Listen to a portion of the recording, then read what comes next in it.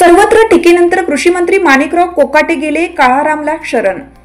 कृषी मंत्री माणिकराव कोकाटे यांच्यावर राज्यभरातून टीका झाल्याने ते 2 पावले मागे आल्याचे चित्र आहे। कृषी मंत्री माणिकराव कोकाटे यांनी शेतकरी कर्जमाफीवरून केलेल्या विधाने वादंग निर्माण झाला आहे। या संदर्भात भाजपच्या प्रदेशाध्यक्षांनी माफी मागितली होती। या पार्श्वभूमीवर कृषी मंत्री कोकाटे सध्या चर्चेत आहेत। कृषी मंत्री माणिकराव कोकाटे यांनी कर्जमाफीविषयी विधान केलं होतं, त्यामुळे विरोधी पक्षांना आयतीच संधी मिळाली।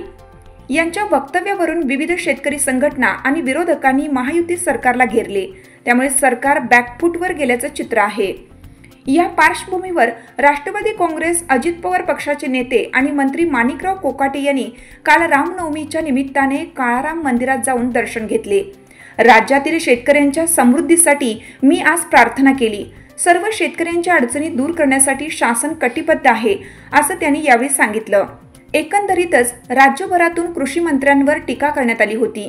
या टीकेमुळे आधीच अडचणीत आलेले उपमुख्यमंत्री अजित पवार देखील अस्वस्थ झाल्याचं बोललं जातंय। या पार्श्वभूमीवर वरिष्ठांकडून कृषी मंत्र्यांना काय सूचना मिळतात याची सगळ्यांनाच उत्सुकता आहे। स्वतः कृषी मंत्री मात्र आता जमिनीवर आले आहेत। त्यांनी अनावधानाने आणि मस्करीत कुस्ती झाल्याने हे घडले, असे सांगितले। शेतकऱ्यांचा मान सन्मान आणि भावना दुखावले असतील तर मी पुन्हा एकदा दिलगिरी व्यक्त करतो, असं ते म्हणाले।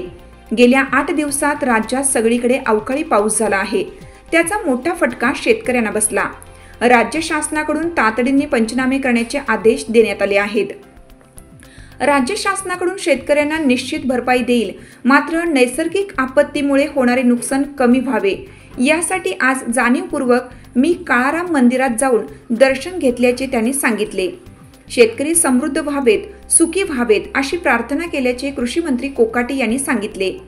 आपल्या राजकीय कारकिर्दीत एकंदरच कोणत्याही विषयावर बिनधास्त आणि परखड वक्तव्य करण्यासाठी प्रसिद्ध आहेत। मंत्री झाल्यावर त्यांच्याकडे राज्याचा कारभार आला आहे।